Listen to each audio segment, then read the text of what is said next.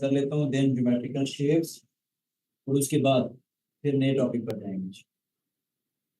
ये हम जो लेक्चर नंबर 2 का लास्ट टॉपिक चल रहा था ज्योमेट्री, तो उसके उसी टॉपिक को हम कंप्लीट करने जा रहे हैं। यानी हम डिस्कशन कर रहे थे types of triangle, types of triangle. और टाइप्स ऑफ ट्राइंगल में हम राइट ट्राइंगल डिस्कस कर चुके थे।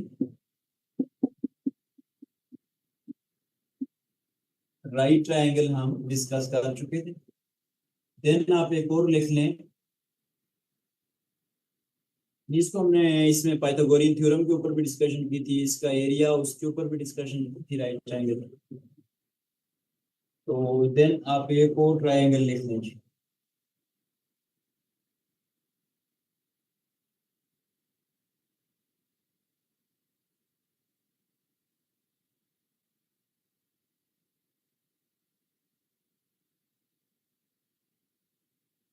टाइप नंबर 2 से हम शुरू कर रहे हैं।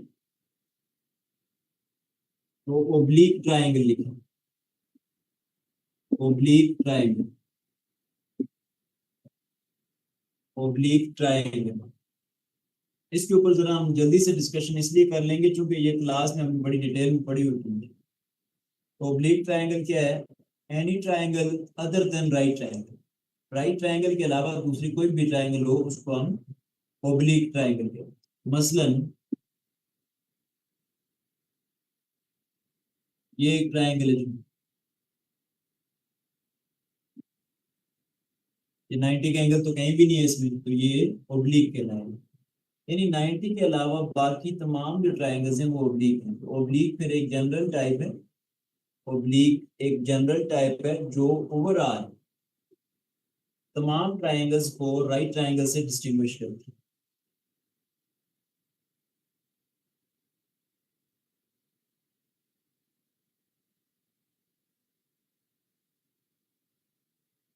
इसी तरह एक और लिख लें आप, ये पूछ सकता है ऑब्जेक्ट में, isosceles triangle, isosceles triangle. A triangle, a triangle having a triangle having two sides and two angles equal. Two sides and two angles equal.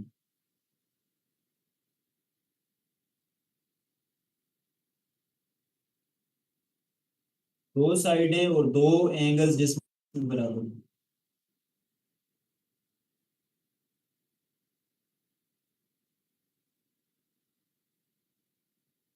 मसलन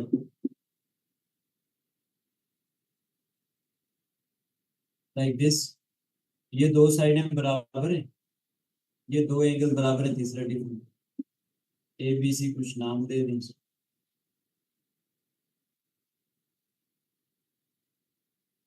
तो ये आइसोसेलेस ट्राइंगल कहलाएगा।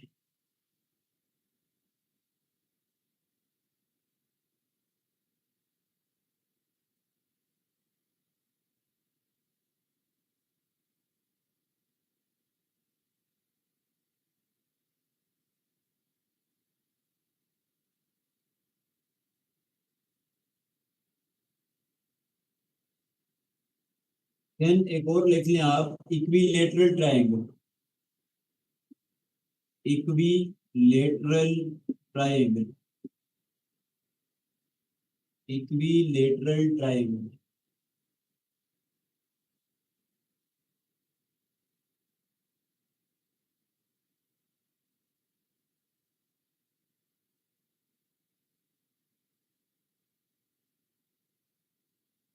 तो आप इसको यूं लिख लें, a triangle having all the sides and all the angles equal. A triangle having all the sides and angles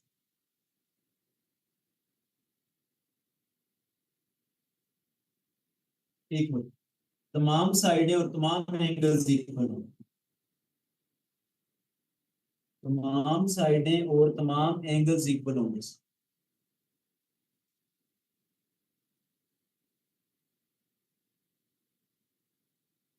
मसलन किस तरह की हो सकती है, मैं यहाँ ड्रा कर लूँ इसको।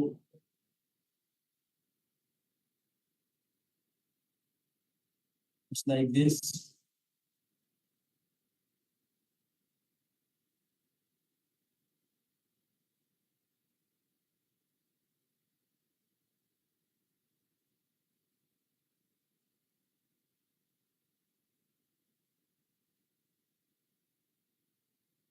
और इसमें हर एक एंगल, हर एक एंगल 60-60 डिग्री का होगा। क्यों? क्योंकि हमने छोटी क्लासों में एक थ्योरम पढ़ा था, sum of all the angles inside a triangle must be equal to 180। तीनों एंगल्स इक्वल कह रहे हो, ये की सूरत में पॉसिबल है 60-60 क्यों? क्योंकि 3 दफा 60 जमा करो तो 180 बनता है। इसलिए जब हम ये कहते हैं कि तमाम साइडें और तमाम एंगल्स बराबर, इसका मतलब अंडरस्टूड होता है तमाम एंगल्स बराबर, मतलब हर एक एंगल 60 डिग्री है। क्योंकि 3 दफा 60 को जमा करेंगे 180 बनेगा।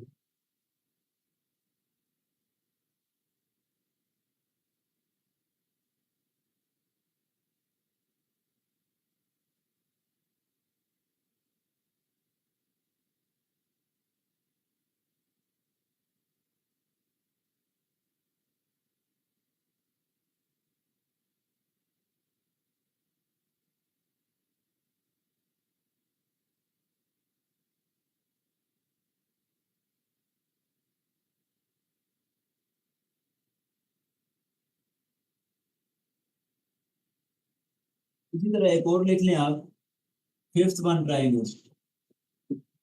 फिफ्थ वन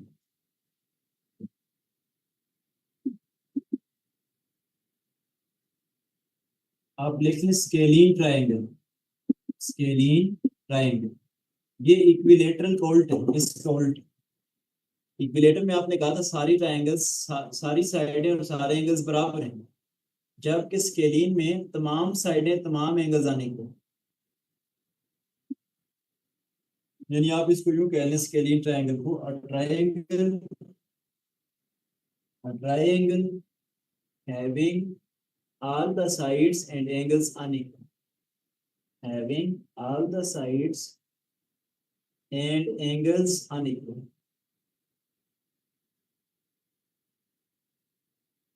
तमाम साइडें तमाम एंगल्स जिसमें अनइक्वल हैं।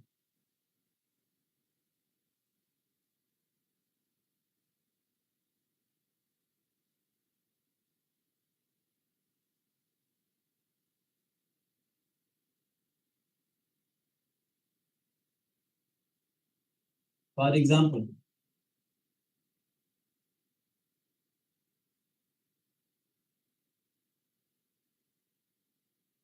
मैं इस तरह से बना रहा था,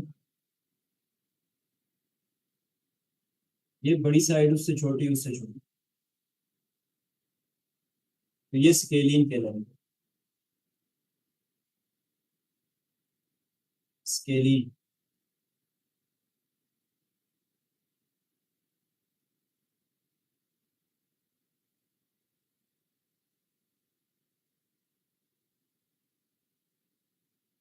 इसी तरह दो और भी लिख लें जो हमने एंगल्स भी डिस्कस किए थे, उन्हीं से रिलेटेड नाम है इसके ट्राइंगल्स के भी।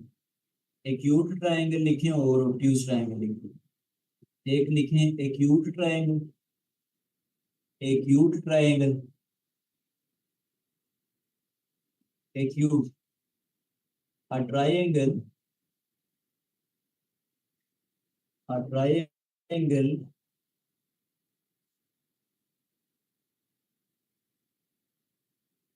having all the angles less than 90 degree।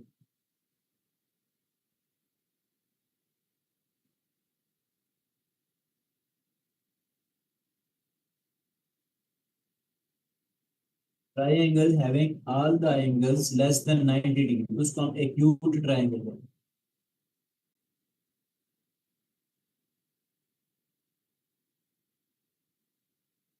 मसलन इसी को आप लिख सकते हैं एक्यूट, क्योंकि ये देखें 60 डेफिनेटली लेस देन 90 है। ये इक्विलेटरल तो है ये ट्राइंगल, लेकिन ये एक्यूट है,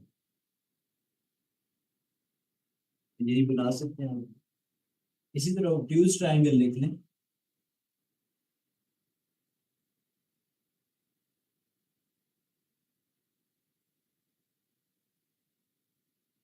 obtuse triangle, a triangle having one angle greater than 90, a triangle having one angle greater than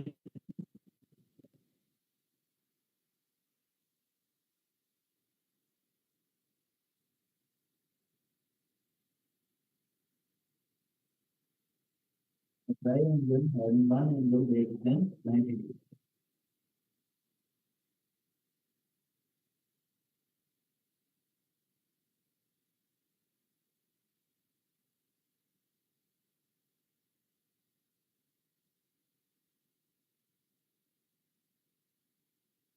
मसलन ये बना लें, ये 90 से ग्रेटर है ना, इसमें एक एंगल देखो 90 यहाँ तक होता है, ये 90 से ऊपर की, ये ऑब्ट्यूज ट्राइंगल कहलाएगी, obtuse triangle.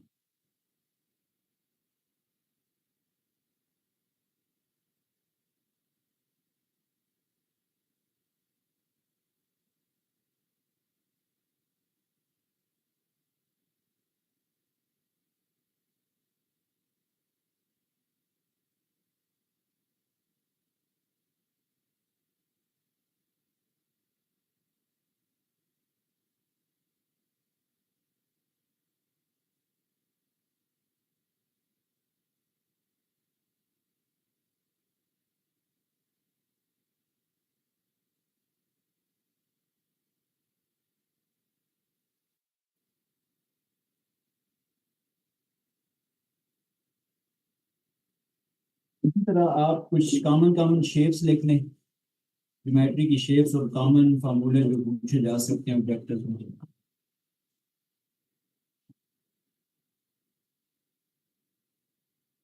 Geometrical shapes,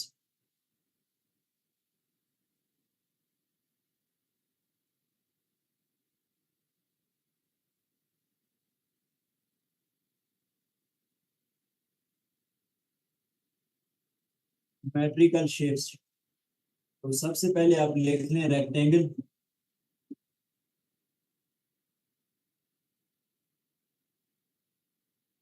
rectangle किस तरह की शेप होती है जी? ऐसे दो साइडें इक्वल और पैरेलल होनी चाहिए।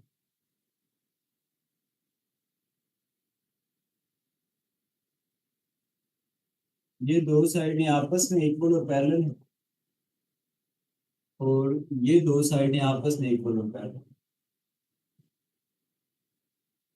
और हर एक एंगल 90 डिग्री का, इसको रेक्टेंगल हम कहते हैं। इसमें एरिया पूछ सकते हैं आपसे जी, तो एरिया इसमें लेंथ इंटू विड्थ होता है, लेंथ इंटू विड्थ। वैसे भी एरिया हमने जनरल भी पढ़ा था जब मैं आपको राइट एंगल पढ़ा रहा था, कि एरिया होता है दो लेंथ का प्रोडक्ट है, लेंथ मल्टीप्लाई बाय विड्थ करो तो एरिया। पेरीमीटर का पता हो जी, गोर ज्योमेट्री का कॉन्सेप्ट। पेरीमीटर, पेरीमीटर होता है पूरी बाउंड्री लेंथ जमा करना।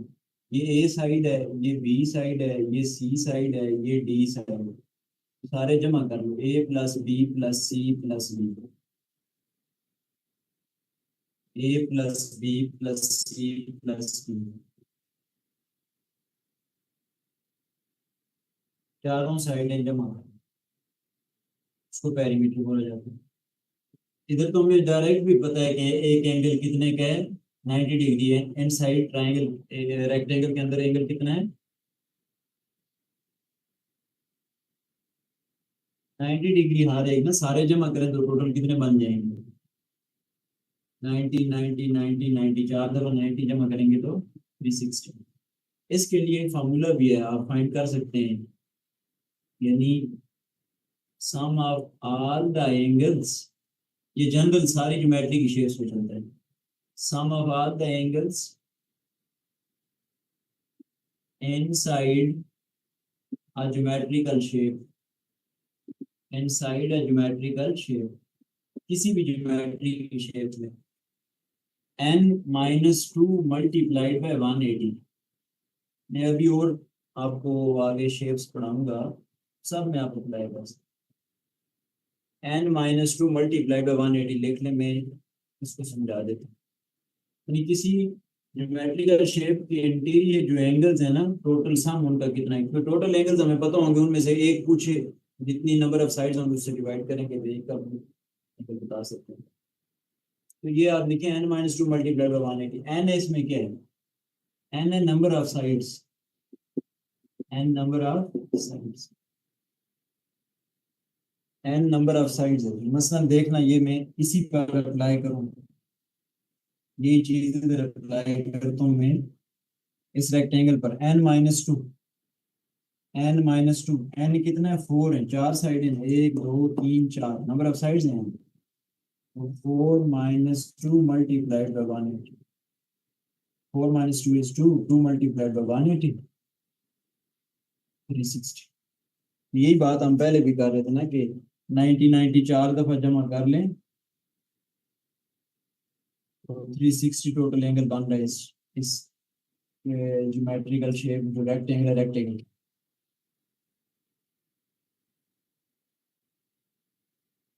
ठीक हो गया जी। और अगर आपसे पूछे एक एंगल कितना होता है, तो टोटल एंगल आपको पता है 360 है, तो वन एंगल अगर निकालना पड़े तो 360 डिवाइड बाय 4 कर लेना, जितनी साइडें हैं इसकी 4 साइडें तो डिवाइड बाय 4। इसी तरह मैंने थोड़ी देर पहले एक और बात कही थी आपको, ट्राइंगल के अंदर एंगल 180 होना चाहिए। वो कैसे पता चलता है, इससे भी वेरीफाई होता है। देखो, फॉर इन साइड ट्राइंगल अगर आप कर रहे हैं, n-2 मल्टीप्लाइड बाय 180, ये sum of all angles inside a geometrical shape, sum of all angles inside a geometrical shape। तो फॉर ट्राइंगल अगर हम करें तो ट्राइंगल के लिए, ट्राइंगल की 3 साइड है, n is equal to 3, क्योंकि उसकी 3 साइड्स होती है ना। तो पुट करो ना, 3-2 multiplied by 180, 3-2 is 1, 1 multiplied by 180, 1 into 180 is 180। इसलिए हम कह रहे थे sum of all the angles inside a triangle is equal to 180, जो भी हम इक्विलेटरल ट्रायंगल में बात कर रहे हैं। देखिए फॉर्मूला जनरल ओवरऑल सब पे चलता है, बस जितनी साइडें होंगी ना सिर्फ वो पुट करनी है इनकी जगह। मैं आपको कह देता हूँ जी, लेट्स से हेक्सागोन, अगर लिख लिए तो फिर मेरे इसको जल्दी से, फॉर एग्जांपल मैं हेक्सागोन के अंदर एंगल्स की बात कर रहा हूँ, यही फॉर्मूला सारी शेप्स पे अप्लाई कर रहे हैं। तो फॉर हेक्सागोन, हेक्सागोन इस तरह की फिगर होती है,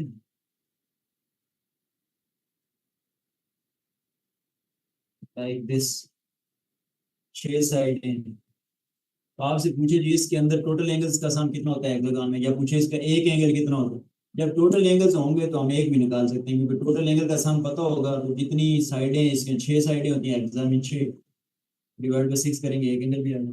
तो total sum, sum of angles पहले फाइंड करो, sum of interior total angles, वो तो हमने कहा था जी n-2 मल्टीप्लाई बाय 180। हर बार ये लगा रहा हूँ, देखें ना, हर शेप पे लगा रहा हूँ। n क्या है जी, इसमें 6 होता है, 1 2 3 4 5 6 हेक्सागोन शेप, 6 कार्नर ना। ये मेरी रैंक देख लें, ये आपको नजर आ जाएगी हेक्सागोनल शेप है, तो आप देख सकते हैं हेक्सागोन ये है ना, this is hexagonal shape, 6 corner, 6 side. तो आप देखें ना, n की जगह 6, 6 माइनस 2 करेंगे मल्टीप्लाई बाय 180, 4 मल्टीप्लाई बाय 180 करेंगे,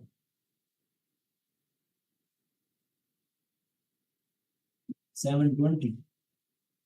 टोटल सम आ गया इनसाइड हेक्सागन इज 720। तो अगर एक साइड के लिए निकालना है एक एंगल, फॉर वन एंगल अगर हम चलें इसी से, ये तो टोटल आए, फॉर वन एंगल एक एंगल पूछ लिया अगर कितने का होता है हेक्सागन में, तो आपने क्या करना है 720 divide by number of sides कितनी है 6, 120।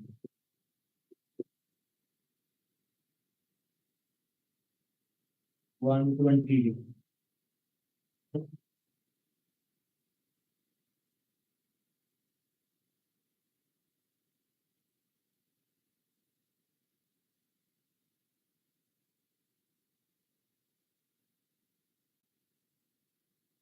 ये एक जनरल फार्मूला मैंने आपको बताया जो ओवरऑल सारी शेप्स के ऊपर हम अप्लाई कर रहे हैं। ये n माइनस टू, सिर्फ n की जगह नंबर ऑफ साइड्स पुट करते हैं। हेक्सागन है तो 6 साइड, पेंटागन है तो 10 माइनस टू मल्टीप्लाइड बाय 180। पेंटा का 5 का आर्गन तो 5 पुट करना है, n minus two 5 minus two 3, 3 multiplied 1। ठीक हो गया जी। तो ये ओवरऑल हम सिर्फ रेक्टेंगल की बात नहीं की, जनरल फार्मूला बताया जो सारी साइडों सारी शेप्स के ऊपर हम अप्लाई कर लेते हैं। बस सिर्फ n की जगह नंबर ऑफ साइड्स हम पुट करते हो। इसी तरह स्केयर, इसका भी पता होगा। स्केयर, स्केयर इस तरह की चीज है, चारों साइडें बराबर होंगी इसकी, चारों साइडें बराबर होंगी, उसको हम स्केयर कह रहे हैं। ए बी सी डी, इसमें भी एरिया पूछ सकता है, वही एरिया क्या होगा, length into width, length multiply to perimeter पूछे,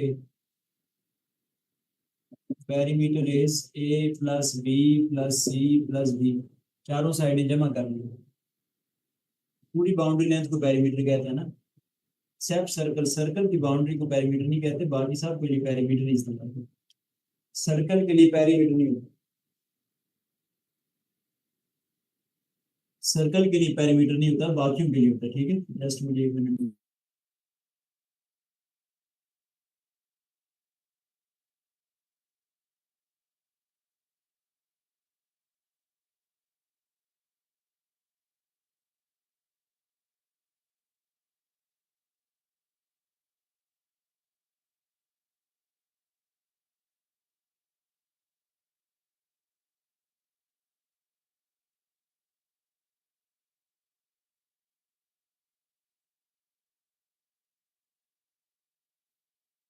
ठीक हो गया जी।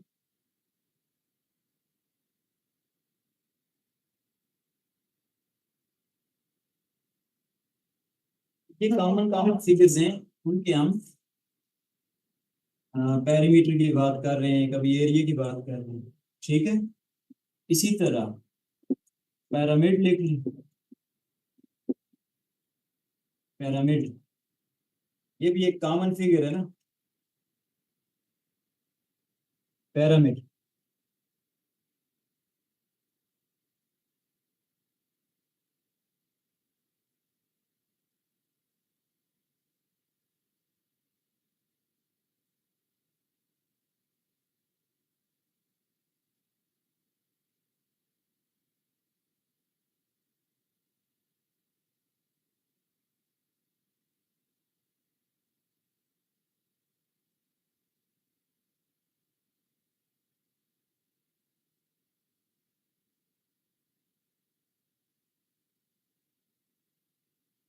अच्छा जी,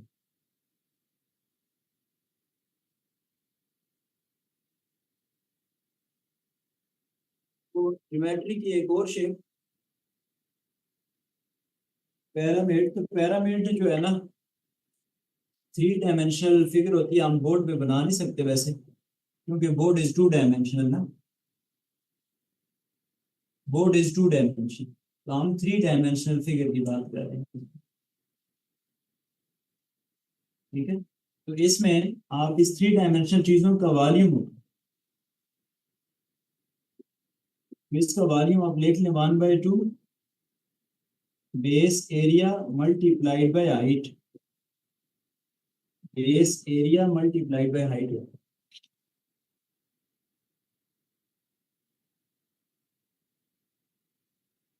base area multiplied by height.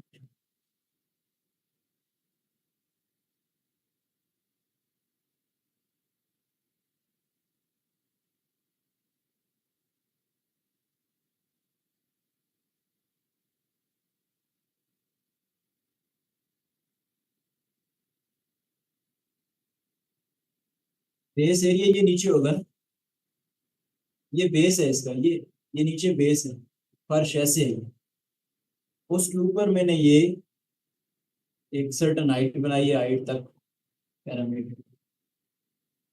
तो 1/3 base area multiplied by that gives you parameter. ठीक हो गया जी।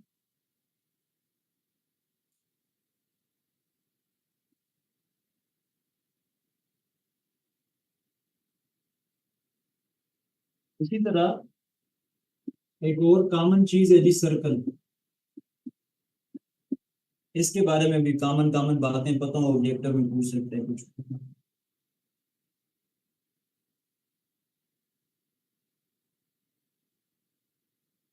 तो सर्कल इस तरह की फिगर है, joining of maximum equidistant points that gives you a circle। ये इसका सेंटर है।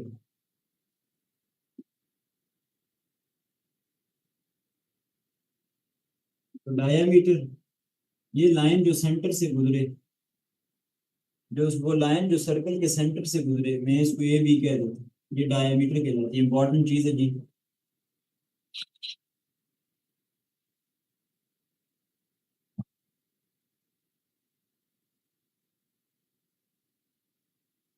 तो डायमीटर इसका ये ए बी हो जाएगा, या ये भी हो सकता है सी डी, यानी सेंटर से गुजरनी चाहिए लाइन।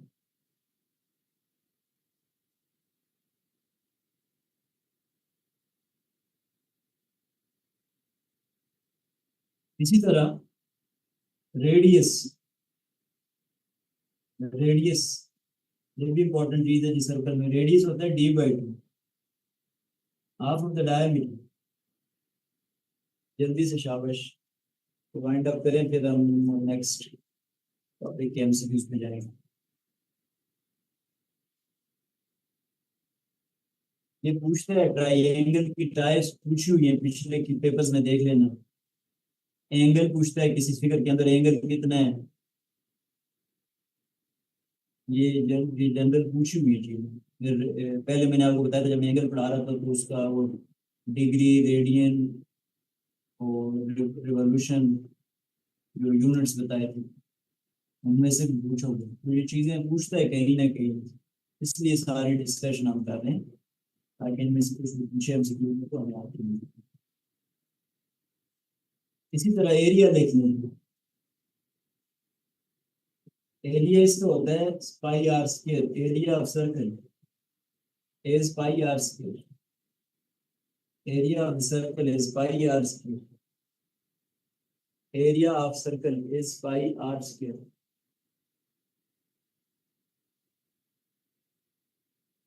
इतनी शाबाश, जल्दी से।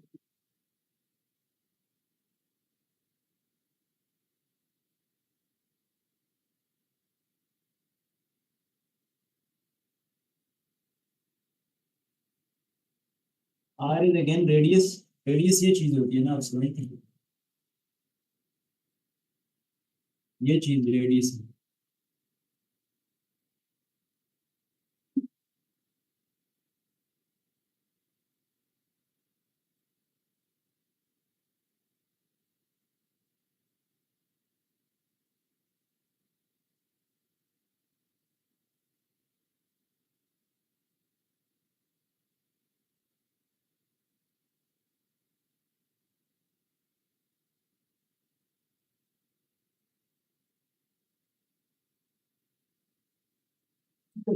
एक और चीज देख लें, सरकमफेरेंस। सरकमफेरेंस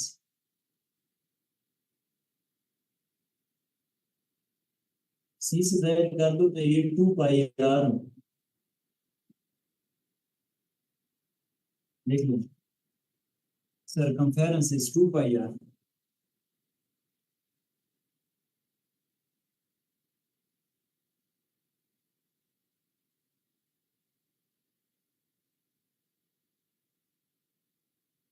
सरकमफेरेंस ये पूरी बाउंड्री ऑफ सर्कल को कहते हैं, दिस बाउंड्री ऑफ सर्कल। बाकी फिगर्स में हम कह रहे थे पेरीमीटर, सर्कल में पेरीमीटर नहीं कहते, सर्कल में हम उसको सर्कल में हम उसको पेरीमीटर के बजाय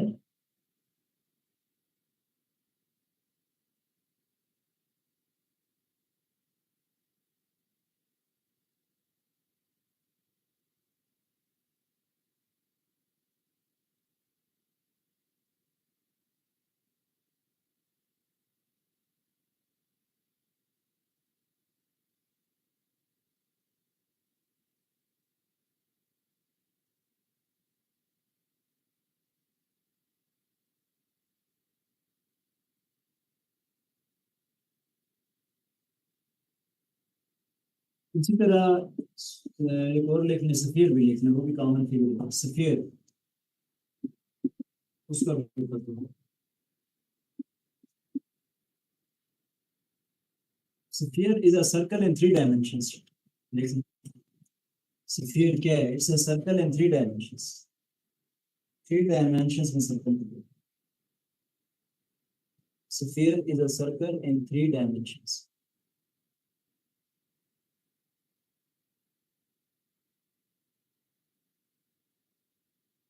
A circle in 3 dimensions.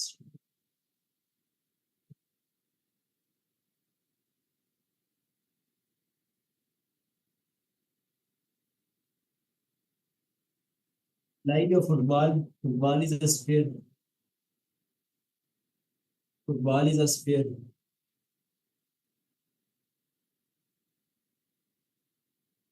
Globe जो आप टेबल के ऊपर रखा होता है आपने, globe, globe is a sphere.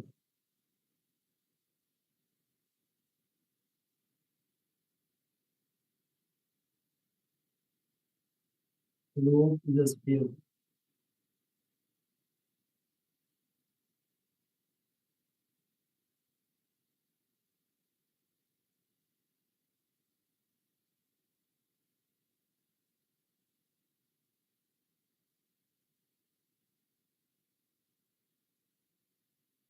Sphere का वॉल्यूम होता है, वॉल्यूम ऑफ स्फीयर ये होता है जी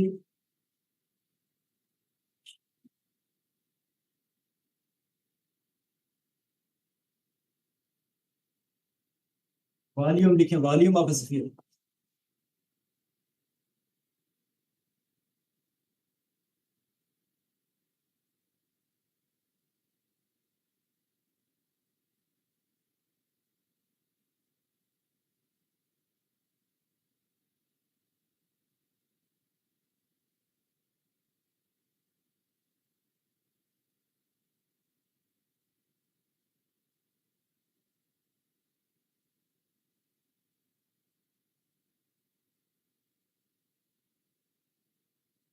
अच्छा जी,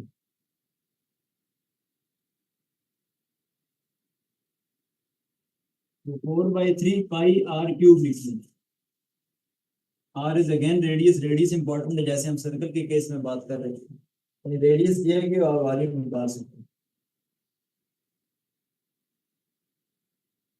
ये पैरामीटर आपने गूगल करके देख भी लेना, ये क्योंकि वो 2 डायमेंशनल हम उस तरह बना नहीं सकते, आपको गूगल करेंगे तो देखेंगे ना 3 डायमेंशन मिल जाएगा। पैरामिड, इजिप्ट के पैरामिड्स मशहूर है ना, इजिप्ट के पैरामिड्स।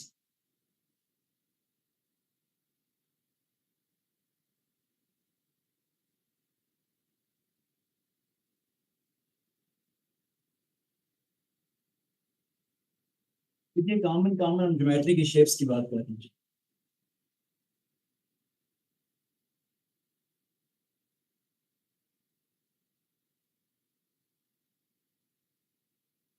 बोले जी। इसी तरह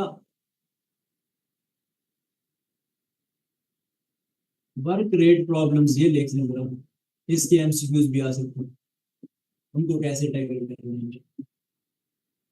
ये हम पिछले टॉपिक को फाइंड अप कर रहे थे ना, जो हमने पहले शुरू किया था लास्ट सेकंड क्लास के अंदर। तो वर्क रेट के एमसीक्यूज लेते हैं।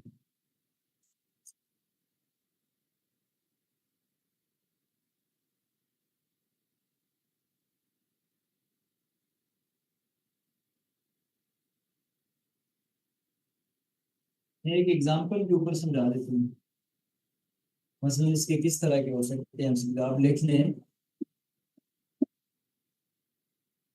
Aslam can do work in 40 days. Aslam can do a work in 40 days.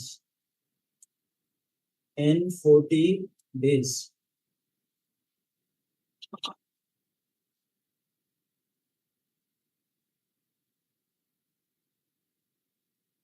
Sajid can do it in 60 days. Sajid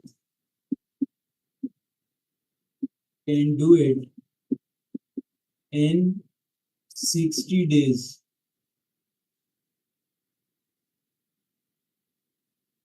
How long will it take when both work together? How long will it take when both work together? Options दिए हैं 20 days, option number B है 22 days, option C है 24 days, option B है 26 days। ये options आपको देख लीजिए।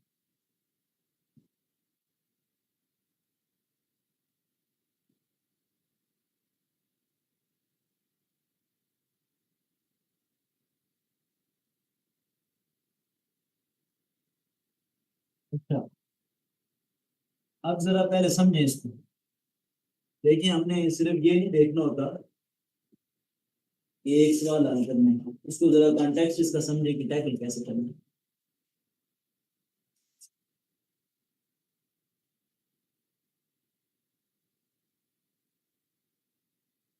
अच्छा जी, इसको समझने के लिए आप फ्रैक्शन कॉन्सेप्ट जहन में ले आए बस। मसलन फ्रैक्शन का क्या कॉन्सेप्ट, फिजिकल मीनिंग्स है। मैं आपको कहता हूँ कोई फ्रैक्शन है जी 1/2, 1/2 ये फ्रैक्शन है न्यूमरेटर डिनोमिनेटर। आप इसका क्या मतलब लेते हो? एक चीज के दो बराबर हिस्से, एक चीज के दो बराबर हिस्से। मैं कहता हूँ 1/3, इसका मतलब है एक चीज के तीन बराबर हिस्से, एक चीज के तीन बराबर हिस्से। मैं आपको कहता हूँ 1/4, एक चीज के चार बराबर हिस्से। यानी ऊपर वाली टोटल होती है, उसके नीचे हिस्से हैं इतने हिस्से। तो 1/2 एक चीज के दो बराबर हिस्से। तो जब आपको कहता है Aslam can do a work in 40 days, इसका मतलब है असलम ने एक काम को 40 बराबर हिस्सों में तकसीम किया। जैसे 1/2 का मतलब एक चीज के दो बराबर हिस्से। अगर कहते हैं Aslam can do a work in 40 days, Aslam एक काम को 40 हिस्सों में तकसीम कर रहे हैं। आ रहे सही कहने, सेम यही वाला कॉन्सेप्ट नहीं। Sajid can do it in 60 days, यानी साजिद ने एक काम को 60 डेज में तकसीम किया, 1/60। ये कहने का मतलब, ये मैंने जनरल आपको अंडरस्टैंडिंग के लिए एग्जांपल दी फ्रैक्शन वाली। अब हम अपना सवाल हल कर सकते हैं फ्रैक्शन के इस फिजिकल मीनिंग को ध्यान में रखते हुए। अच्छा, अब Aslam can do in 40 days, तो आप लिखेंगे सॉल्यूशन में टाइम फॉर 1 डे। वो क्या होगा, बाय असलम। असलम ने कितना टाइम लगाया, वो एक दिन एक काम को 60 दिनों में कंप्लीट कर रहा है, मतलब एक चीज को, एक काम को 60 हिस्सों में तकसीम कर रहा है, 1/60। इट्स जस्ट लाइक दिस कि जैसे अभी हमने 1/2 की एग्जांपल ली थी, एक चीज के दो बराबर हिस्से, तो असल एक काम को 60 बराबर हिस्सों में तकसीम कर रहा है, हर एक दिन एक एक हिस्सा कह रहा है, 60 दिन, सॉरी 60 नहीं 40 डेज, असल 40 है ना, पहले वाले 40 डेज, 1/40। असलम एक काम को 40 डेज में कंप्लीट कर रहा है ना, तो एक काम के 40 बराबर। इसी तरह Sajid, time for 1 day by Sajid, तो क्या हो जाएगा, एक काम को साजिद 60 दिनों में कंप्लीट कर देगा, मतलब 60 हिस्से 1/60। तो अब इन दोनों को, तो कहते हैं जब दोनों इकट्ठे काम करना शुरू करेंगे तो फिर इकट्ठे काम करें, तो it means then both together, both together, तो वो आप लिख लेंगे 1/, असलम प्लस बोथ का मतलब प्लस इकट्ठे करें 1/60, 1/, के फॉर्म में लिखा है तो क्या हो जाएगा, 1/60, 1/40 प्लस 1/60, 1/40 प्लस 1/60, दोनों को जमा कर दिया, बस इसको हल करें। तो प्लस क्यों किया है, क्योंकि बोथ टुगेदर इकट्ठे काम करेंगे। तो अब हमें पता है जब फ्रैक्शन ऐड या सब्ट्रैक्ट होके आती है तो हमें एलसीएम लेना होता है, बेसिक्स में मैंने बताया था। तो मैं इस तरह करके इसको ले लूँ, एलसीएम लेते हैं, 60 और 40 का एलसीएम ले लीजिए, 2 से डिवाइड किए 15, इधर 10, 5 से डिवाइड करें 3 इंटू, एलसीएम क्या आ गया, सारे मल्टीप्लाई करते होते हैं तो 120 एलसीएम आया।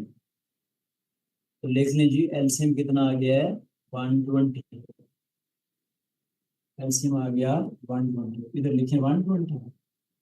अब जो एलसीएम आता है उसको डिनोमिनेटर से डिवाइड करते होते हैं, तो 120 को 40 से डिवाइड करो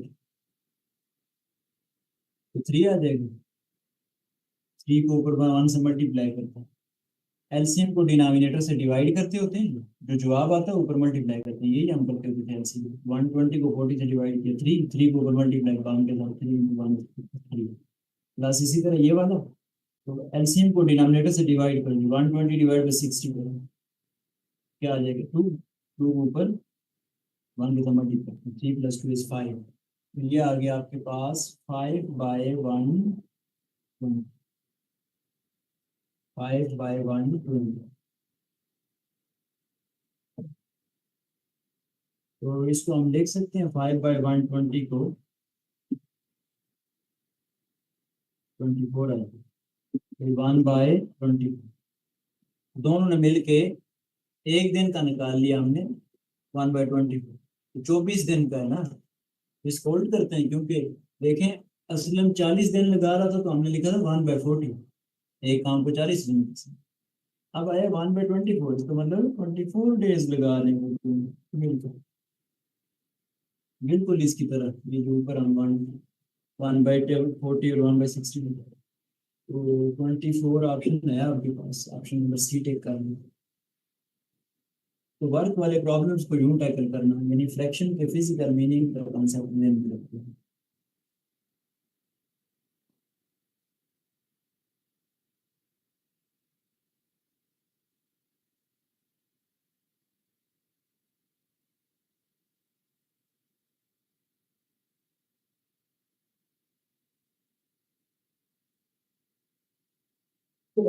नेक्स्ट आप एक और लिखें, ब्लड रिलेशंस के सवाल भी आते हैं, तो ब्लड रिलेशंस का सवाल एक करा के उसके एमसीक्यूज भी करा देते हैं। नॉर्मली वो एनालिटिकल्स में से पूछता है ब्लड रिलेशंस, लंबे सवाल दे के उसमें से 5-6 एमसीक्यूज पूछ लेता है, वो एक ही ट्रिक लगाते हैं, हम क्लास में भी हमने पढ़ी होती है, तो मैं रिकॉल करा देता हूँ, सवाल कोई और लेके लास्ट में जो हमने सवाल किए होते हैं वो उठाऊं, उसके अलावा कोई और लेके वैसे हम क्लास में काफी डिटेल डिस्कशन करते हैं सब्जेक्ट। तो ब्लड रिलेशंस के सवालों को भी टैकल करते हैं। ब्लड रिलेशंस, ब्लड रिलेशंस के लिए मैंने आपको एक ट्रिक बताई हुई है। ट्रिक आप लिख लें, हम क्लास में पढ़ते होते हैं ट्रिक। एग्जाम्पल्स हम रखते थे, मसलन मेल हो ना, तो मेल को हम ऐसे बॉक्स से जाहिर करते थे। अगर फीमेल हो, सर्कल से जाहिर। अगर हस्बैंड वाइफ हो, हस्बैंड चूंकि मेल है बॉक्स, वाइफ चूंकि फीमेल, सर्कल बीच में ऐसे एक बल्टी लगाते हो। और ब्रदर सिस्टर हो,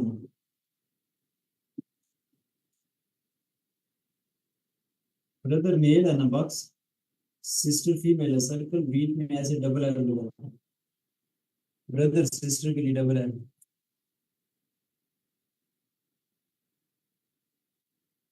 ब्रदर सिस्टर के लिए डबल एरो।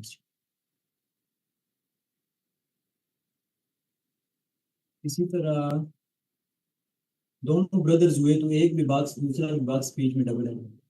दोनों सिस्टर्स हुई तो एक भी सर्कल दूसरा भी सर्कल बीच में डबल एरो। इसी तरह चाइल्ड, एक बच्चा, उसको ऐसे वर्टिकल एरो से जाएगा। तो ज्यादा बच्चे हों तो उसके लिए इस तरह हम उतने ही वर्टिकल एरो लगा लेते थे। दो बच्चे हैं तो दो वर्टिकल एरो, तीन बच्चे हैं तो तीन वर्टिकल एरो। ये जनरल ट्रिक लिख लेंगे, सारे ब्लड रिलेशन इसमें से निकलते हैं।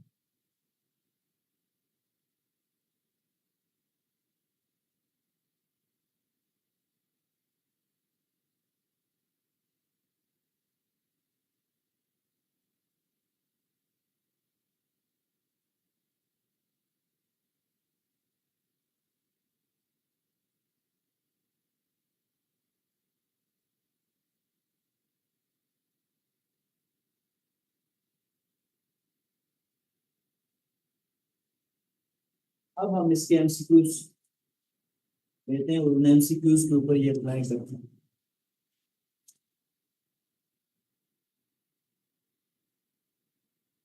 तो आप क्वेश्चन लिखें,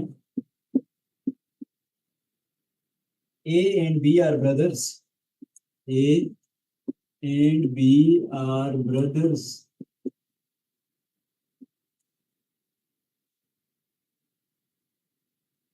सी and D are sisters, C and D, C and D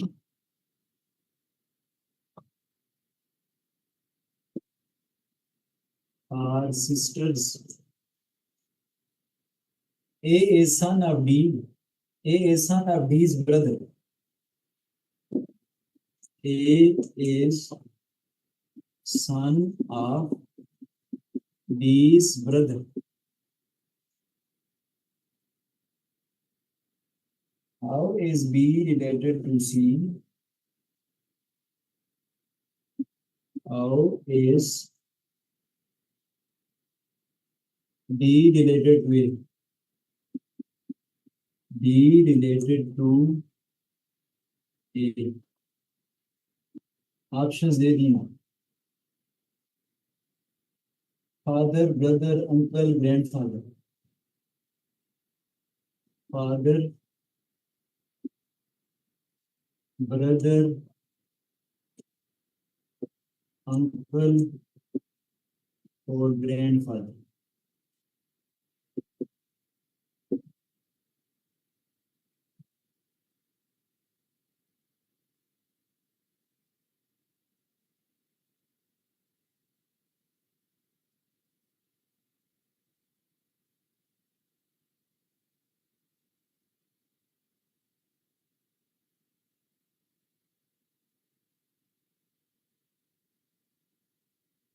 चलिए ये लिख लें, फिर इसको सॉल्व कर लेते हैं।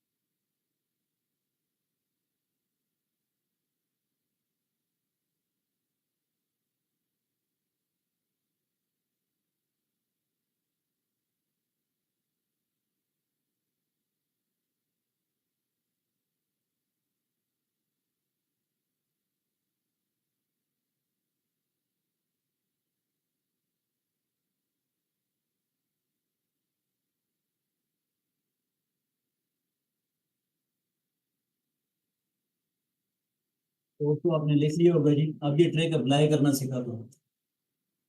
ये ट्रिक अप्लाई कैसे करते हैं इस तरह ब्लड रिलेशन के सवाल में। ये हमने जनरल सैंपल एक दफा याद करने, मेल के लिए बॉक्स, फीमेल के लिए सर्कल रखना, हस्बैंड वाइफ के लिए हस्बैंड मेल है box, wife female circle, B में इक्वल लगा देंगे। वाइफ हस्बैंड हुए इसको पहले लिख लेना, बॉक्स बाद में बना लेना, बी में करीब।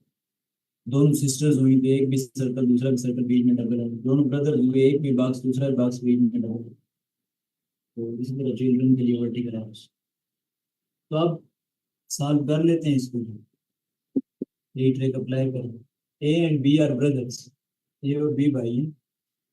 सी एंड डी आर सिस्टर्स। पहले ए और बी ब्रदर्स हैं आपस में, तो बनाते हैं। ए मेल है, ब्रदर्स है ना, बी भी मेल है, दोनों ब्रदर्स जो हैं, ब्रदर हैं तो डबल है। लेकिन ब्रदर सिस्टर ब्रदर ब्रदर उसके लिए तो हमने डबल है रखा।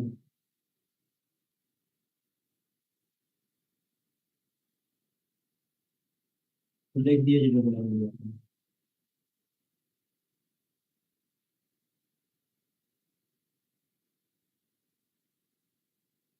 अब कहता है जी सी एंड डी आर सिस्टर। सी और डी जो है ना, सी और डी वो सिस्टर्स हैं। और साथ ही आगे कुछ और भी बोला, A is son of D's brother.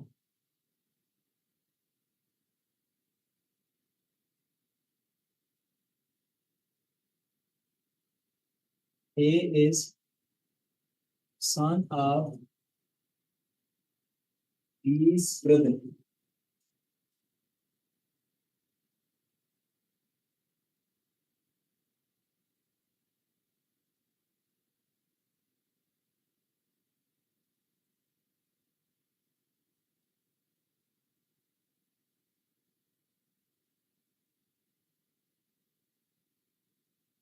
A is नहीं है, एज सन है। ये करेक्ट कर रहे हैं, एज सन है, ये एज नहीं था। ये करेक्ट कर ले, मैंने गलती से लिखा, ए एज नहीं है, A A's sun.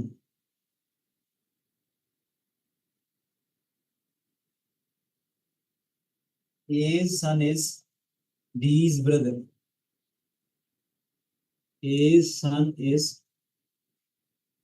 Ds brother. ये स्टेटमेंट करेक्ट कर लेंगे, स्टेटमेंट करेक्ट कर लेंगे।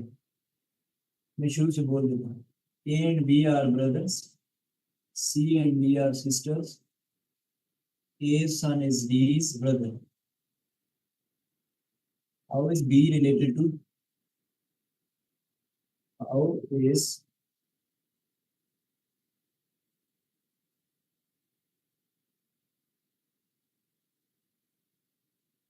How is B related to A. ये पूरी स्टेटमेंट मैंने करेक्ट करके बोल दिया आपको। इसके लिए नीचे ऑप्शन दिए थे। पूरी स्टेटमेंट एक दफा करेक्ट कर लें जी, गलती से मुझसे चेंज हो गई थी, अब करेक्ट कर लें।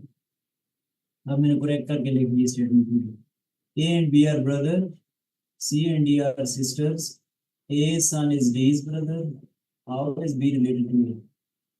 अब हम ये ट्रिक अप्लाई कर रहे हैं। A and B are brothers, A और बी आपस में भाई हैं, मेल हैं दोनों भाई, तो मेल तो बॉक्स से जाया करते हैं, ब्रदर्स हैं, ब्रदर्स के लिए हमने ये सिंबल रखा है।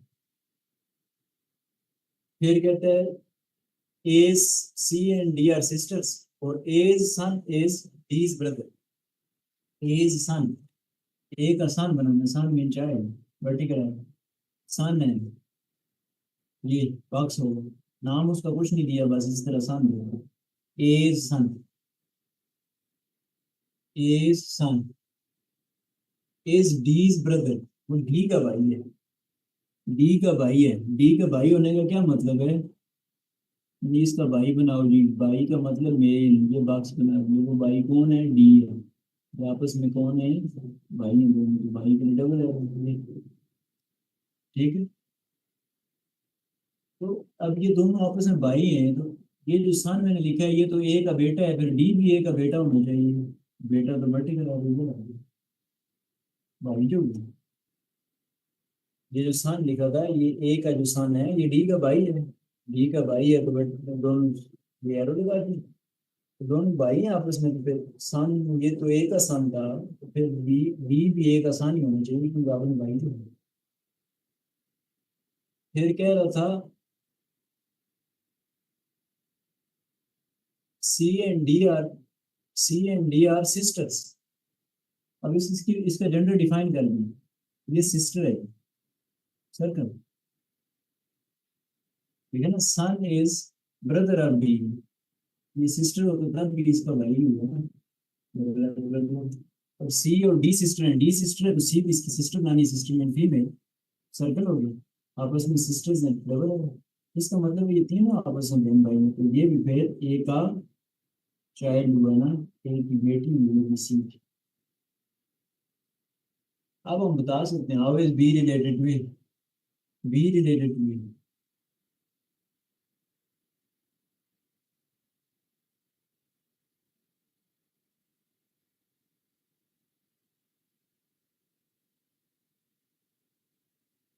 How is B,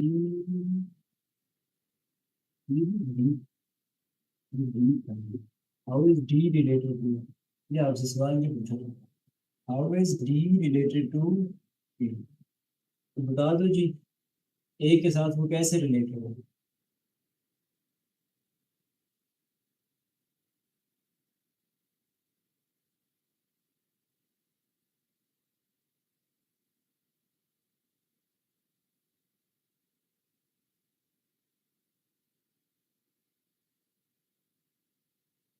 how is D related to A, D ये है ना, तो ए का बेटा हुआ है, तो ये सन है।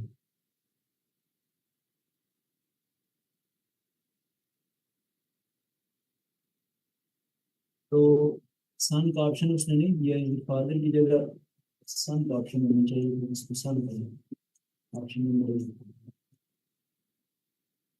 दूसरा सवाल इसने इसी से पूछा एक और,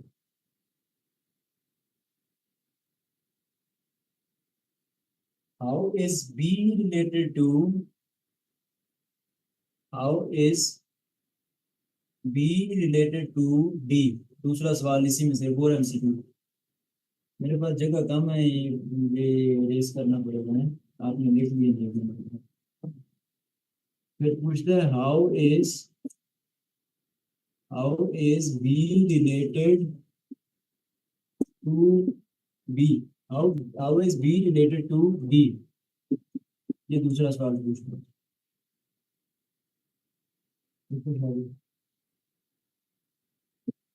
how is B related to B, दूसरा सवाल ये पूछा।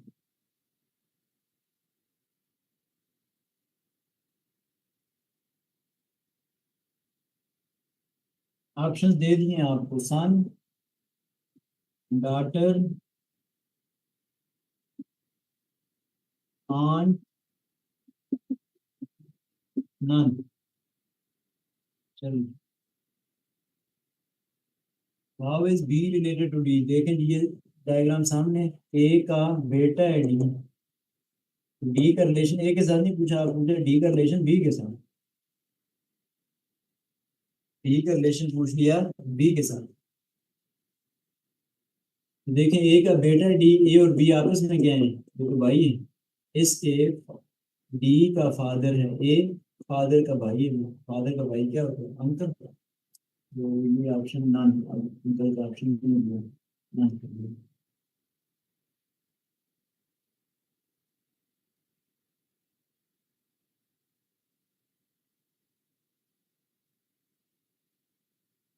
ये अपने क्लास में ट्रिक पड़ी होती है, वही लगाइए वापस, निकाल की और कुछ नहीं।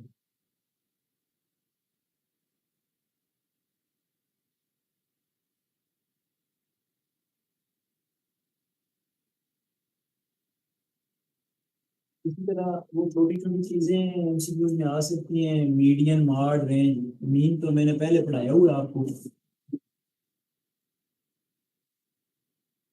मीन मैंने आपको ऑलरेडी पढ़ाया था ना, मीन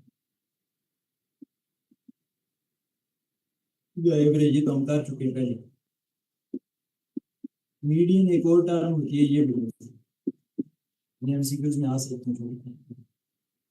डिस्क्रिप्टिव में भी पढ़ते हैं हम, डिस्क्रिप्टिव में भी आई हुई है, मैं क्लास में आपको साथ साथ सीएसएस के पेपरों से क्वेश्चन नंबर पेपर नंबर बताता हूँ, लेकिन ये एमसीक्यूज में मिला है। तो मीडियन लिखें, मीडियन क्या है, मिड से निकलेंगे। It's a statistical term, a statistical term used to represent the mid value in the ranked data. Data order median mid से निकले, a statistical term used to represent the mid value in the range data.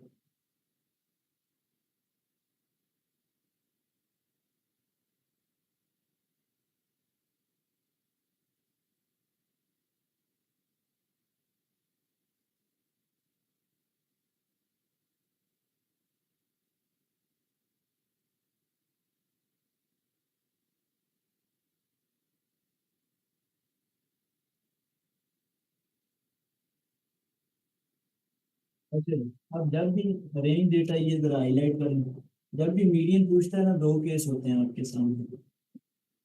एक, when data is odd in number, data is odd in number, तादाद में data odd होना चाहिए,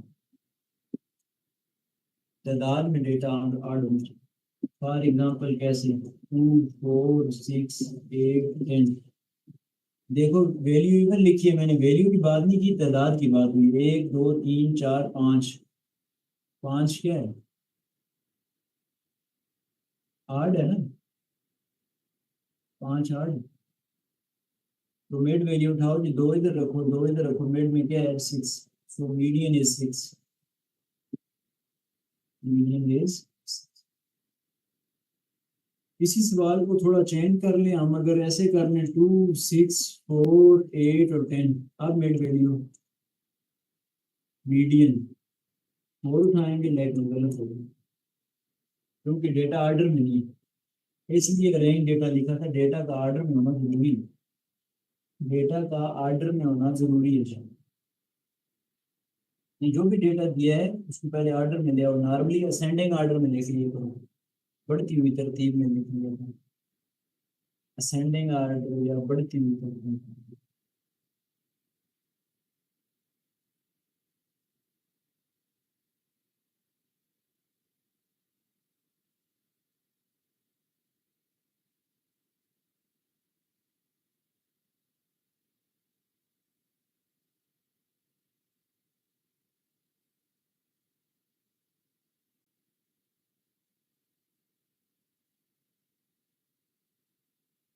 इसी तरह दूसरा आप केस लिख लें, व्हेन डेटा इज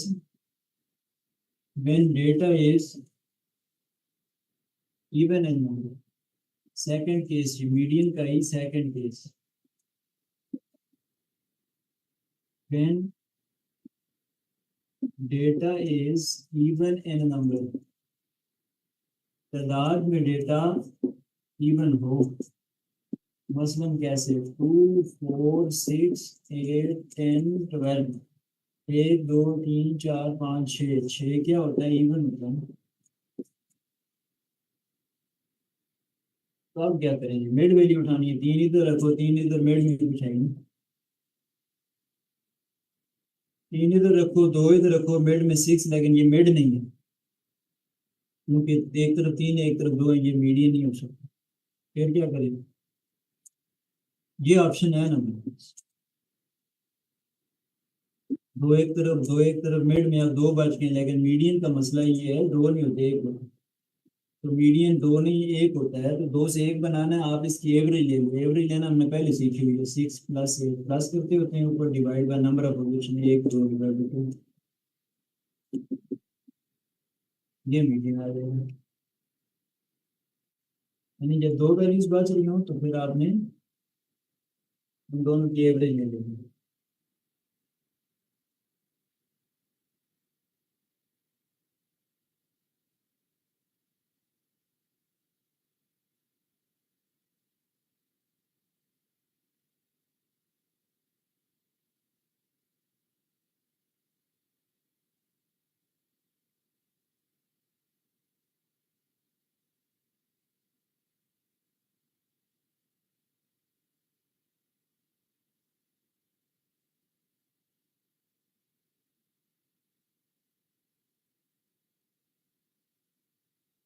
आप मॉड भी लिख लीजिए, एक और टर्म है mod.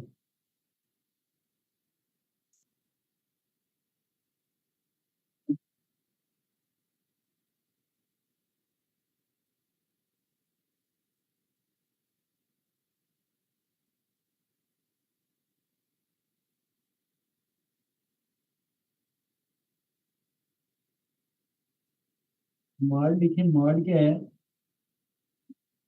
It is a statistical term used to represent the most repeated value, the most repeated value in the given data.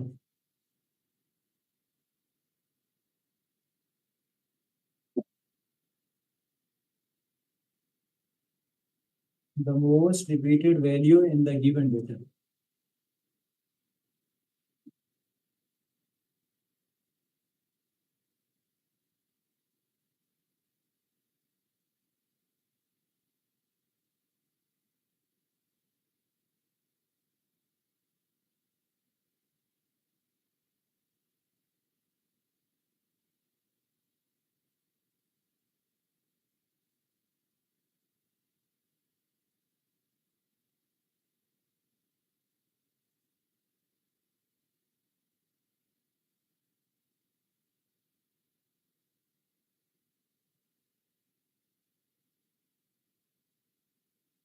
मसलन कैसे?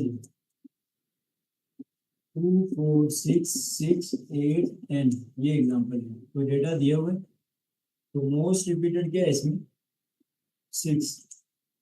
सो मॉड इज 6, मॉड इज 6।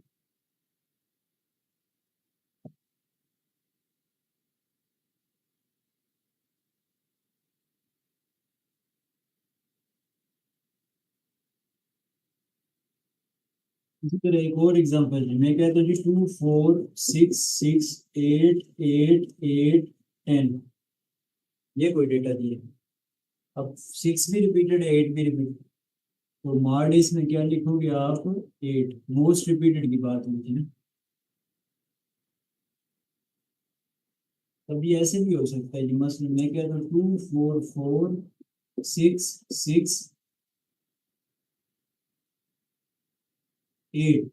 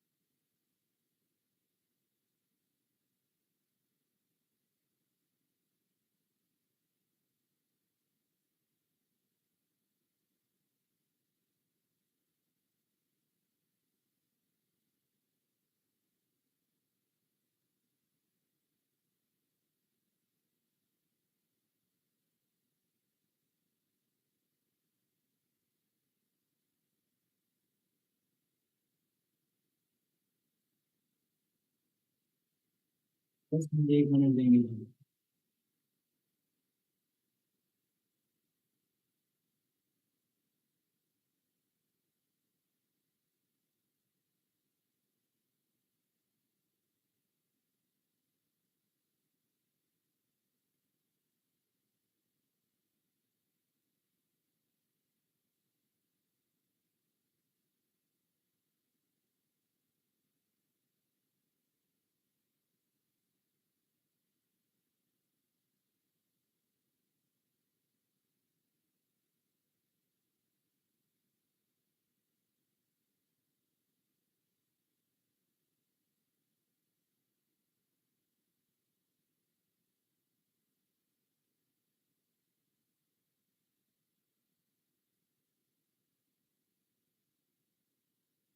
अच्छा जी, तो अब मैंने एक और डेटा लिखा है आपके सामने।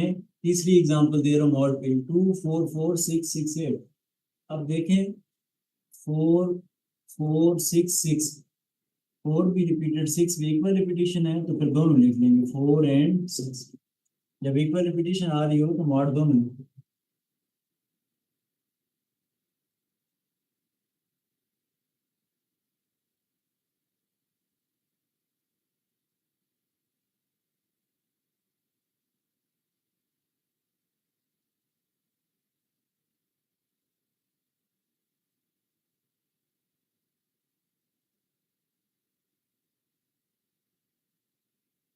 इसी तरह एक और लिखें जी, रेंज। ये किसी पेपर में आए हुए, लास्ट पेपर किसी में देखना, रेंज आए हुए, पूछा था एमसीक्यू रेंज का। रेंज क्या होता है? It is the difference of maximum and minimum value. Difference of maximum and minimum value in the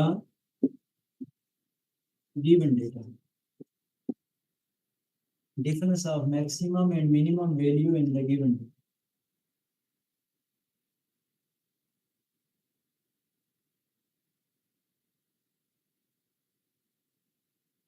data.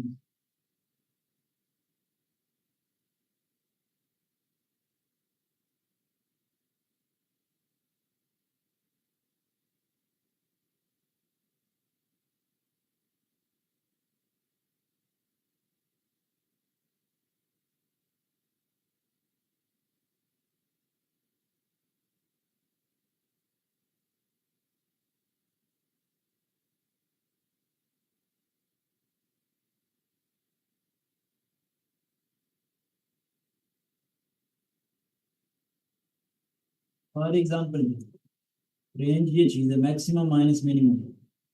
तो मैं आपको कहता हूँ कि 2 4 6 8 10, maximum number minimum number, 10 - 2 difference mean subtraction. तो रेंज क्या आ जाएगी? 8।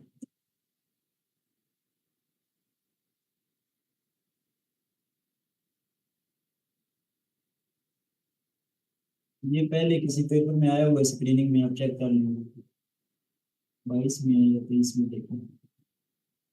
ठीक है।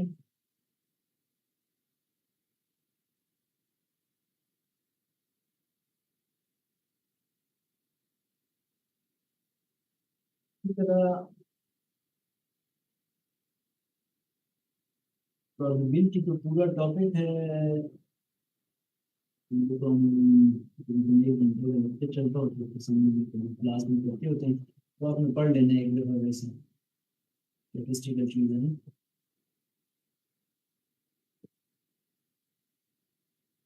अच्छा, क्लास में जो सब्जेक्टिव के लिए हम प्रोबेबिलिटी टॉपिक करते हैं ना, पूरा टॉपिक पढ़ते होते हैं, वो एक दफा आपने देख लेना दोबारा से। अच्छा, सीरीज, नंबर्स की सीरीज, ये देखो, number series, number series.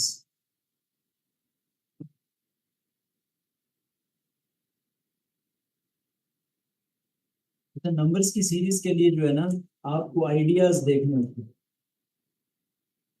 Some common ideas. हम अल्फाबेट्स की सीरीज भी पढ़ चुके हैं, क्लास में पढ़ते होते हैं, अल्फाबेटिक सीरीज, नंबर्स की सीरीज, अल्फान्यूमेरिक दोनों। तो इधर ज्यादा नंबर्स की सीरीज आती है। तो अल्फाबेटिक सीरीज जब हम क्लास में पढ़ते हैं तो उधर हम, अल्फाबेट्स तो 26 ही हैं, वही घुमा फिरा के देता है। तो उधर हम वो ट्रैक, इतने स्टेप फॉरवर्ड और इतने स्टेप बैक वाला ट्रैक भी यूज करते हैं। तो नंबर्स आएंगे, नंबर्स की सीरीज, तो आइडियाज देखेंगे हम, कुछ कॉमन कॉमन। मसलन क्या आइडियाज हो सकते हैं, आप लिख लेंगे, एडिशन डिलीशन का आइडिया हो सकता है, इसको अप्लाई करना, एडिशन डिलीशन का आइडिया। इसी तरह prime number series, prime number series, इसका आइडिया।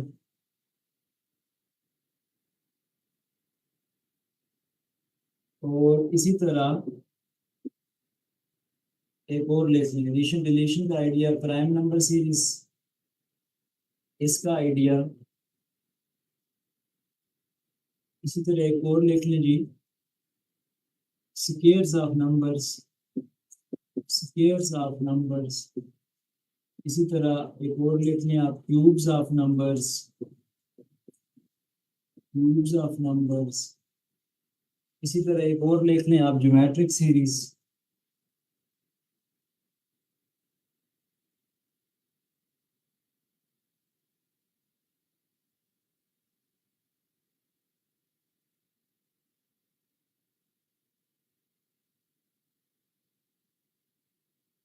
ये सारे आइडियाज एक दफा लिख लेंगे, फिर इन्हीं को मैं एग्जांपल्स के ऊपर समझा देता हूँ।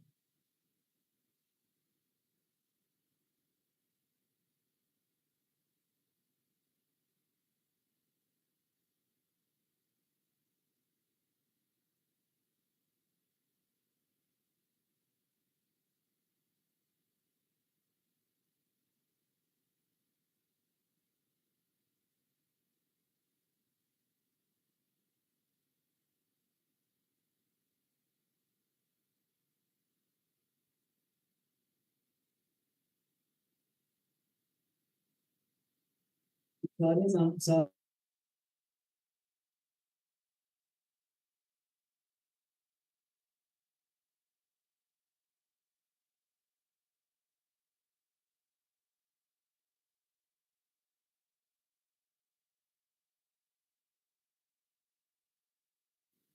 एमसीक्यूज दे देता हूँ।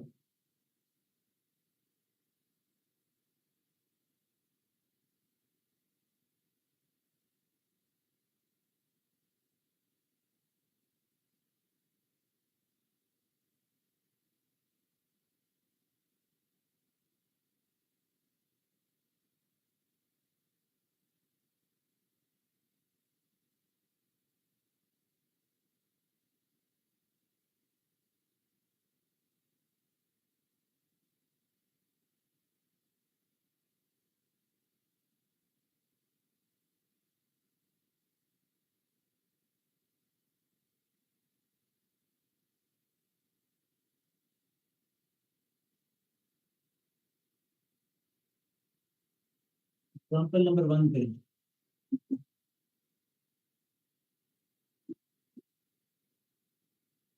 एग्जाम्पल नंबर 1,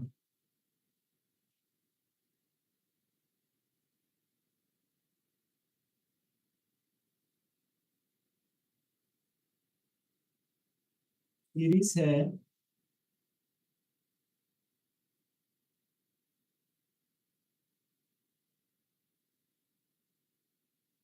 132, 156, ब्लैंक छोड़ी है, 210, 240।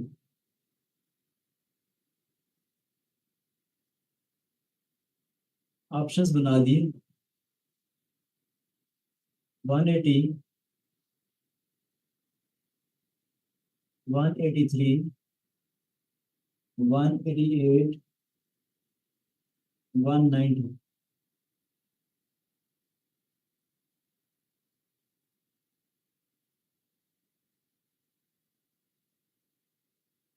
तो आइडिया लगाएंगे, ये ऊपर आइडियाज लिखे हुए हैं सामने। 132 से 156 पे जाना है, मल्टीप्लाई से भी जा सकते हैं लेकिन नहीं, क्योंकि मल्टीप्लाई जो है ना, मिनिमम नंबर से भी मल्टीप्लाई करें तो ये 132, मिनिमम नंबर मल्टीप्लाई में 2 होता है, तो 132 को 2 से मल्टीप्लाई करें 264 बनेगा, ये बनेगा 264। हमारे पास तो 156 है, 264 तो नहीं है, मल्टीप्लाई से नहीं जाएंगे। फिर और रकम किस तरह बढ़ सकती है, एडिशन से, इसका मतलब एडिशन ही होगा। आइडिया ये चलेगा एडिशन में। 132 से 156 कैसे जा सकते हो, क्या जमा करें? 132 में 20 ऐड करो तो 152 हो जाता है, 4 और ऐड करो 156, यानी 24 की एडिशन की, 24 की एडिशन की।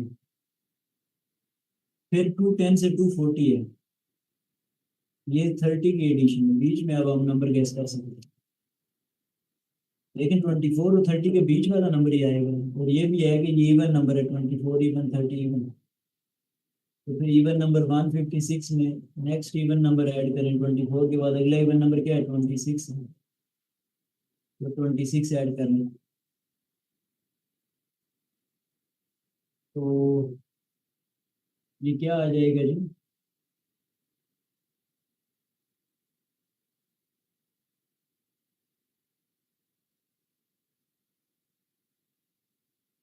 182, 183 नहीं, ऑप्शन 182 होगी, ऑप्शन नंबर बी, इसको आप टिक कर लेंगे। 182,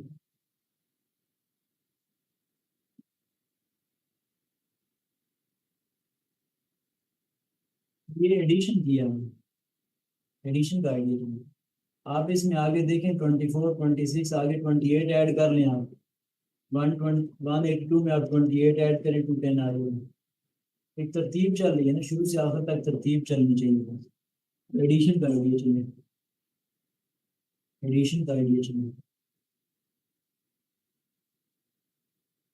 इसी तरह एक और एग्जांपल लिखें,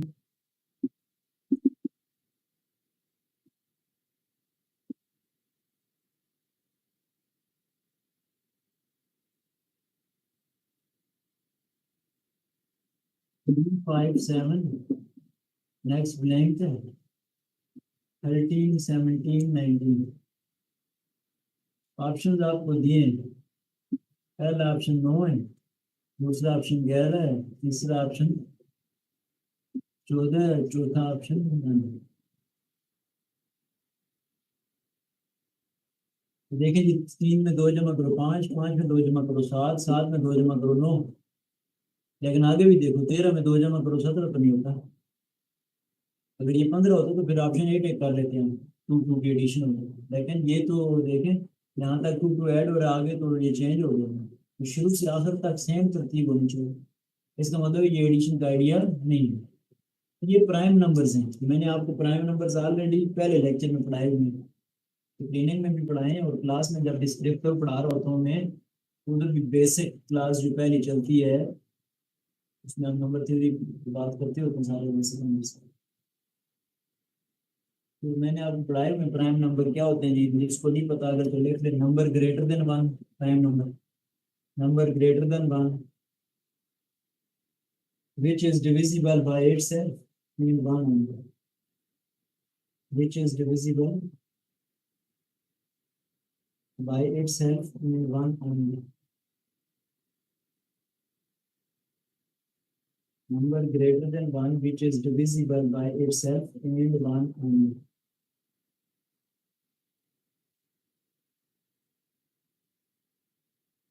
divisible by itself in one only,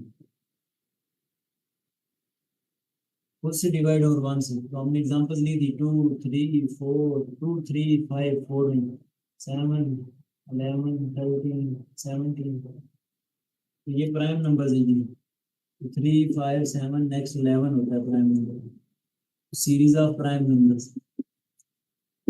prime numbers का हमें पता है, 1 2 5 3 5 7 11 13 17 ऐसे चलते हैं prime numbers. Idea of prime number चाहिए।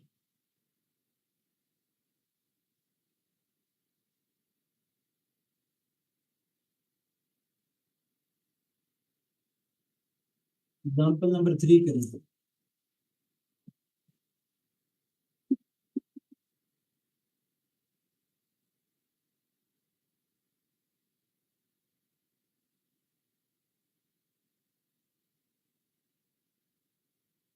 1 8 27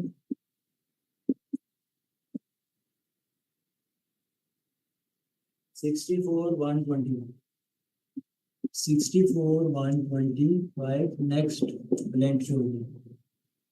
ऑप्शन आपको दिए,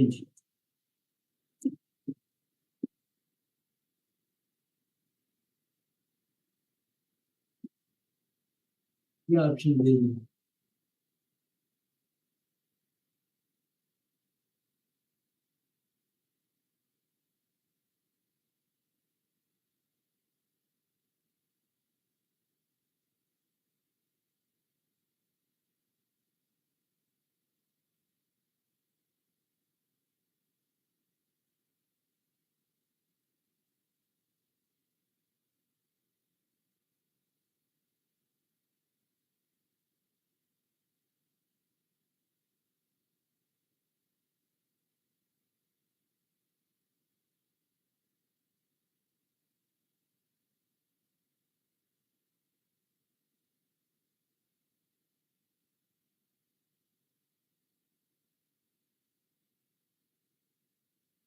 चलो, तो अब 1 है, 8 है, 27, ये क्यूब्स हैं। 1 का क्यूब हमें पता है ना क्या होता है, 1 × 1 × 1 1 2 का क्यूब करो, 2 × 2 × 2 4 4 × 8 3 का क्यूब करो, 3 के क्यूब का मतलब 3 को आपस में 3 दफा मल्टीप्लाई करो, 3 × 3 9 9 × 3 इज 27, ये आ जाएगा। 4 का क्यूब करो, 4 × 4 × 4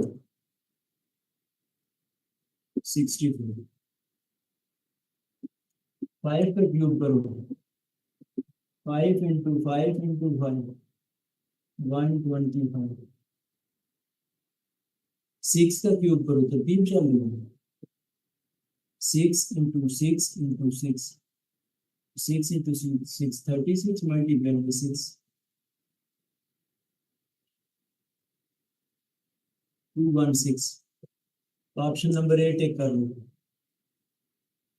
ऑप्शन नंबर ए।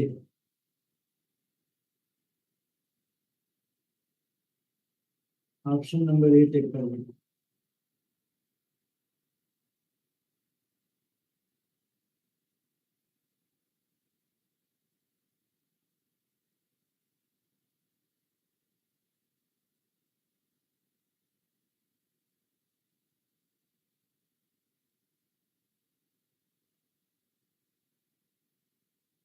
जल्दी से पूछा। यस में क्यूब्स का आइडिया चल गया, और क्यूब्स भी किसके, नेचुरल नंबर। क्यूब्स भी किसके, नेचुरल नंबर के।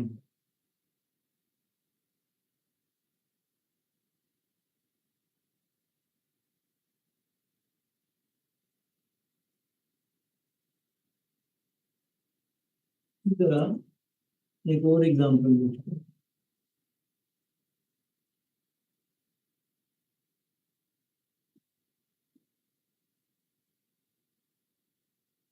8 24 12 36, 8 24 12 36 18 54। Next you have to find, options दे दिए।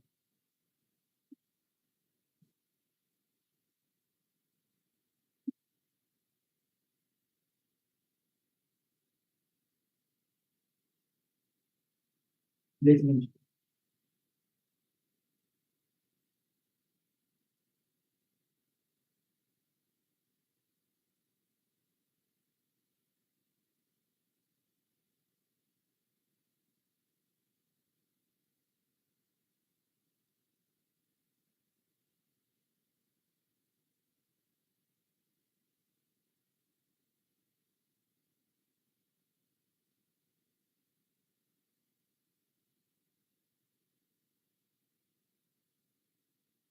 अच्छा, क्या किया, ये आप पहले इसके बारे में लिख लें, ज्योमेट्रिक सीरीज लिखें, जरा रफ में करके आप लिख लें ज्योमेट्रिक सीरीज क्या होती है।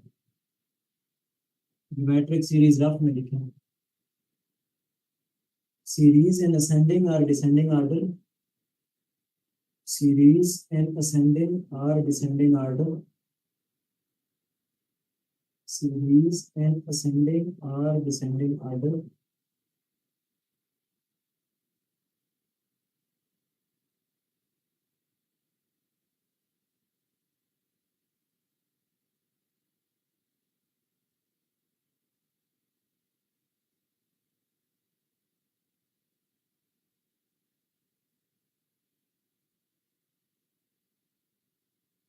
series in ascending or descending order, in which x are obtained by multiplying or dividing with a suitable number,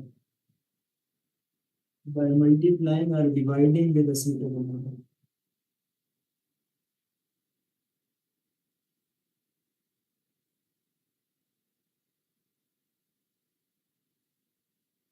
Multiplying or dividing with a suitable number.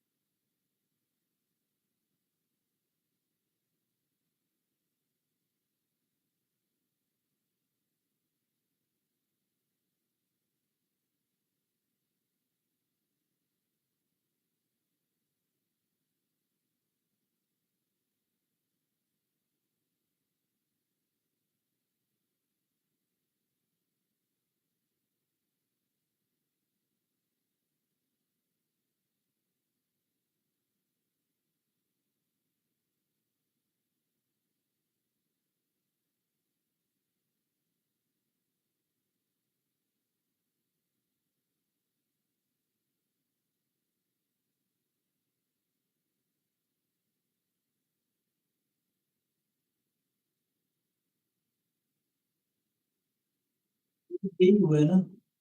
देखें क्या किया उसने, 8 को 3 से मल्टीप्लाई किया है, 24 पे पहुंच गए।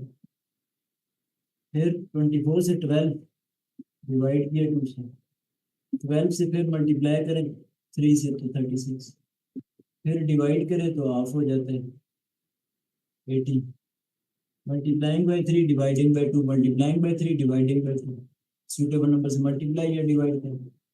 इसी तरह फिर मल्टीप्लाइंग बाय 3 54, डिवाइडिंग बाय 2 करें 27, ऑप्शन बी टेक कर दें।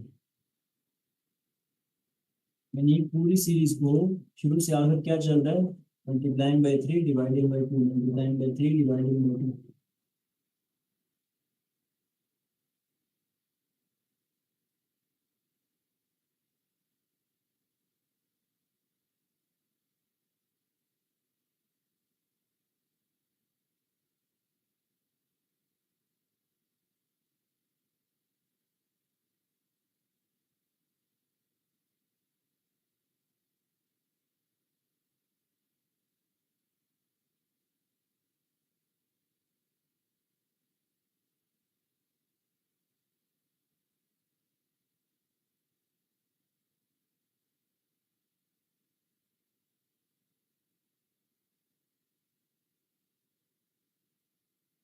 ठीक हो गया जी।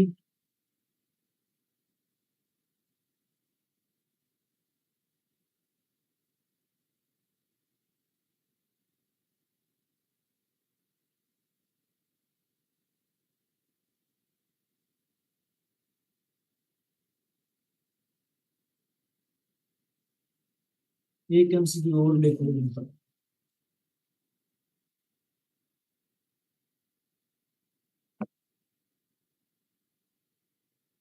क्वेश्चन है, in a certain class ratio of boys to girls is 3:5. In a certain class, ratio of boys to girls is 3:5. If the class has 24 people in it, if class has 24 people in it, how many are girls? How many are girls? Options दिए हैं आपको, 9, 12, 15, 18। 9, 12, 15, 18। ये ratio का बन जाएगा ना, ratio का। Ratio आपको पता है ऐसे कॉलम से जाहिर करते हो, रेशो को आप ऐसे कॉलम से जाहिर करते होते थे ना, क्लास में हमने पढ़ा था। और रेशो मीन हम डिवाइड लेते हैं ना, ऐसे लिखते थे रेशो बी, मतलब ए डिवाइडेड बाई बी, ये करते हैं। अब टोटल कंट्रीब्यूशन की बात हो रही है, देखें कोई चीज कंट्रीब्यूट कर रहे हैं ये बॉयज और गर्ल्स, कंट्रीब्यूशन किस में हो रही है, total total strength of class, total strength of class है। तो ये रेशो का सेकंड एंगल है जो हम क्लास में पढ़ते होते हैं, जिसको हम कहते थे जी, जब ये एंगल दिया गया हो ना जिसमें किसी चीज को पार्ट्स मिलके कोई चीज टोटल कंट्रीब्यूशन बना रही है, तो उसमें हमने लिखा था कि सबसे पहले जो रेशो दी गई होती है उसको जमा करते हैं, 3:5 है तो जमा कर लो 3 + 5। तो इसका मतलब क्या लेना है, इतनी पार्ट्स नहीं, किसी चीज 8 जवाब है, 8 क्या पार्ट्स, 8 पार्ट्स। अब इसको आप कैसे लिखते थे, एक पार्ट निकालना है तो है कौन कंट्रीब्यूशन में, कौन है गर्ल्स और बॉयज है, गर्ल्स निकालनी है। गर्ल्स का शेयर कितना है, girls share in class strength, in class strength कितना, तो शेयर के लिए हमने कहा था गिवन रेशो, गिवन रेशियो मैं लिख देता हूँ एक दफा पूरी बात जो क्लास में given ratio divide by parts होता है विद द टोटल कंट्रीब्यूशन, जिसको आप डिवाइड कर रहे हो तो टोटल डिस्ट्रीब्यूशन जो कर रहे हो। तो गिवन रेशियो कितनी है गर्ल्स के लिए, boys to girls boys 3 to girls girls 5 5 divide by total parts कितने ऑफ व्हाट टोटल स्ट्रेंथ कितनी 24 3 into 5 is 15 option C take करना ऑप्शन नंबर सी टेक करना। इसी तरह अगर बॉयज का पूछ लेता तो गिवन रेशियो बॉयज की लिखते 3 डिवाइड बाय पार्ट्स लिखते हैं, पार्ट्स की तरह से लाते हैं जो रेशियो दी होती है उसको जमा करो divide by parts of total of को हम ब्रैकेट से लिखते हैं ना, मैंने परसेंट ऑफ परसेंटेज में भी लिखवाया था पहले लेक्चर में। तो ऑफ टोटल कंट्रीब्यूशन कितनी क्लास कितनी थी, ठीक हो गया जी। तो इसके अलावा आप एज के प्रॉब्लम्स मैंने कराए होते हैं क्लास में वो पढ़ देना, तो क्या आता है पोर्शन को पढ़ लेंगे पूरा एपिसोड पढ़ लेंगे वैसे होता है, ठीक हो गया जी। ओके जी।